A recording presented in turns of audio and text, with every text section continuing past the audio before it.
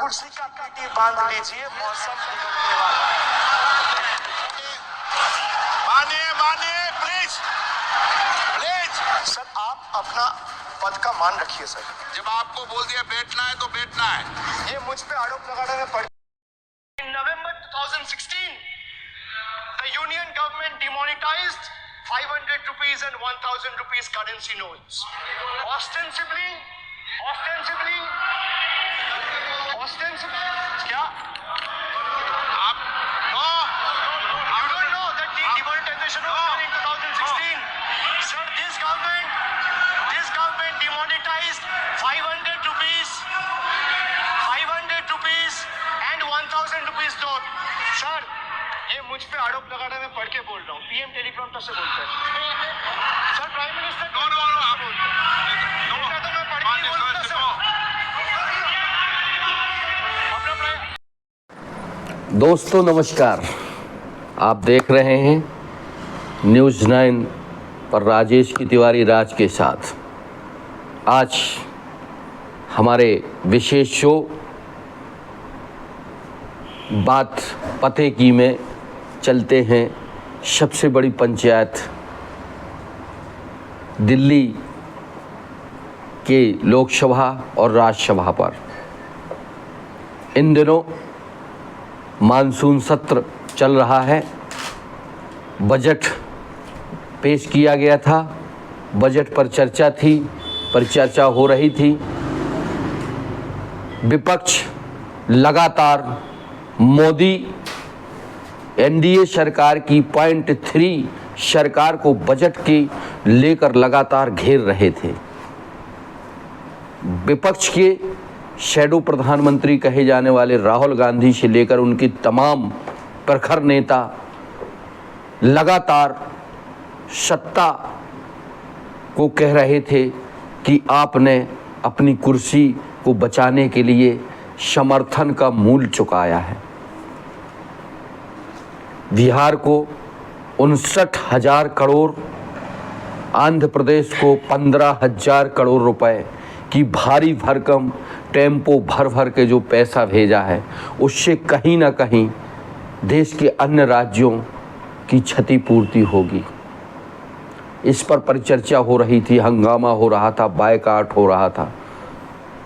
निर्मला सीतारमण जब बोलने को उठी तो निर्मला सीतारमण की बात विपक्ष के नेताओं ने सुनी नहीं और वो बायकॉट करके हुए बाहर आ गए। हाथों में तख्तियाँ लिए हुए भारी विरोध विपक्ष के लोगों ने किया। मोदी तो अब यह तक कहने लगे कि भाई हमको बोलने नहीं दिया जाता है। एक ज़माना वह था जब छाती पीट कर कहा करते थे कि एक अकेला सब पर भारी। आज हालात इतने गए गुजरे हो गए हैं कि अब सब कुछ सुनना पड़ रहा है।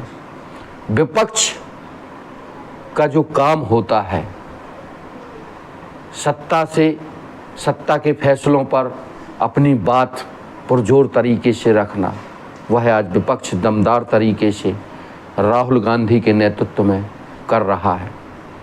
ओम बिरला जी की बात की जाए, ओम बिरला जी लगातार दूसरी बार लोकसभा के अध्यक्ष की आसंदी पर विराजमान हुए हैं। सर्वविदित है 2019 के कार्यकाल में माननीय बिरला साहब का क्या योगदान रहा है। अब बिरला साहब वही एक स्कूल के छड़ी लेकर आँखों में गोल चश्मा लगाए हेडमास्टर की भूमिका में बना रहना चाहते हैं। उसी तरह से बच्चों को जैसी हेडमास्टर किसी प्राइमरी स्कूल में या कॉलेज का प्रिंसिपल जो बच्चों को डांट पेलता है होमवर्क न करने पर या कुछ भी करने, वो बिरला साहब उन चुने हुए सांसदों के साथ उस तरह का बर्ताव कर रहे हैं। अब वो ज़माना नहीं रहा साहब आपका। अब आपकी सरकार तो वैसे ही आप जो है लोकसभा अध्यक्ष सबका होता है, उसे सबकी बात सुनने और सुनाने का पूरा अधिकार होता है, लेकिन वो केवल एक पक्षीय सुनते हैं। इसी बात को लेकर कल मज़ा आ गया।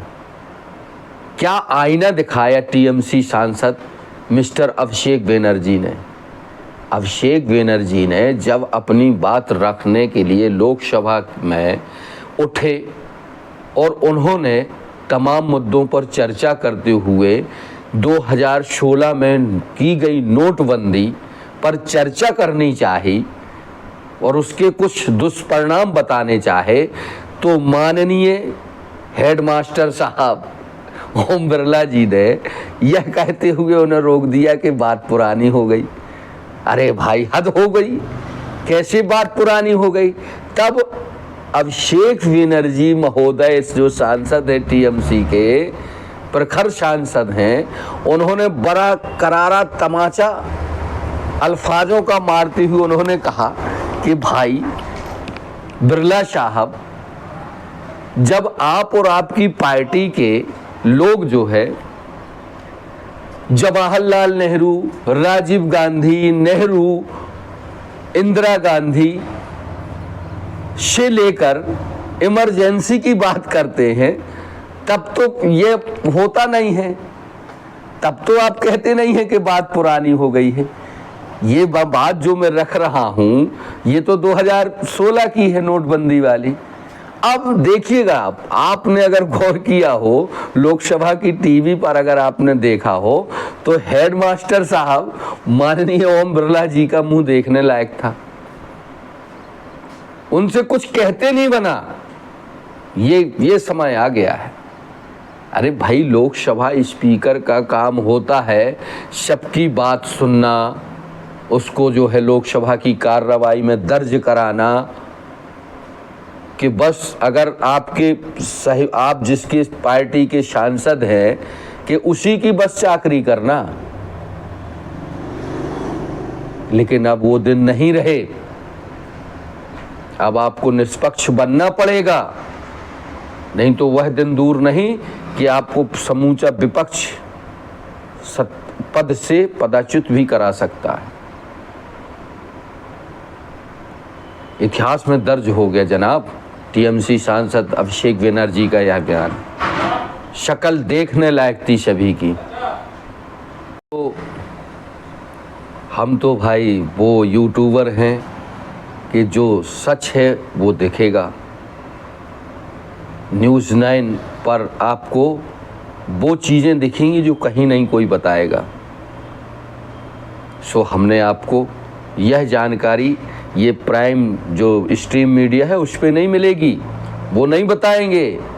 ये मज़े की बात थी, ये करारा तमाचा था, ये करारा जवाब था कि आप जब बात करेंगे तो नेहरू से लेकर मनमोहन सिंह तक आ जाएंगे और बताएंगे, और अगर कोई आपको आईना दिखाने की कोशिश करेगा तो आप पुरानी बात कह देंगे। तब ओम बिरला साहब का मुंह देखने लायक था। वैसे ही ओम बिरला साहब इन दिनों अपनी बेटी को यूपीएससी में चयन को लेकर पूरे प्रदेश भर में युवाओं, शिक्षित बेरोजगार युवाओं, खासकर यूपीएससी के प्रतियोगी छात्रों से छीछल लेदर के तंज उनको झेलने पड़ रहे हैं। अब ये मानसून सत्र चल रहा है, बजट पर वैसे ही छीछल लेदर हो रही है। वहाँ किसान राहुल गांधी से मिलने सांसद में पहुंच गए। राहुल गांधी भी दम से मिले, किसानों को भरी पंचायत के अंदर ले गए। बड़ा दिलचस्प नज़ारा था दोस्तों कल का। इतना दिलचस्प नज़ारा था कि राहुल ने स्पष्ट कह दिया कि हम आपके साथ हैं, हम एमएसपी पर आपके साथ हैं, चर्चा करेंगे, सरकार को घेरेंगे, आपको समर्थन मूल्य मिलना चाहिए, आपको उपज की मांग पूरी होना चाहिए। बहरहाल एनडीए सरकार, मोदी .3 की सरकार, बहुत कांटों भरा ताज सिर पर है, बैसाखियाँ लगी हुई हैं। अब ऐसे में कैसे सरकार चल पाएगी, यह समझ से परे है। सो प्यारे दोस्तों, देखते रहें, बने रहें। आपका प्यार हमें हमारे न्यूज़ 9 को ऐसे ही मिलता रहे। हमें सब्सक्राइब करें, हमें लाइक करें, हमसे कमेंट्स करें। हमारे चैनल को आप परिवार सहित देखें, अपने रिश्तेदारों पर भेजें। हम आपकी आवाज़ बनकर आपके साथ खड़े रहेंगे। जो सच है उसे दिखाएंगे। बहुत बहुत शुक्रिया।